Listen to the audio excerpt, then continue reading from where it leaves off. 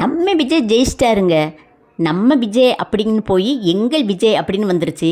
ஏன்னா வருங்கால முதலமைச்சர், வருங்கால என்ன முதலமைச்சரே இனிமே அவர் தான். அதனால் இனிமே மக்களுக்கெல்லாம் ஒரு விடிவு காலம் பிறக்கணும்னு நம்புகிறேன். நம்பி தான் நட போடணும். அந்த நம்பிக்கை தான் வாழ்க்கை.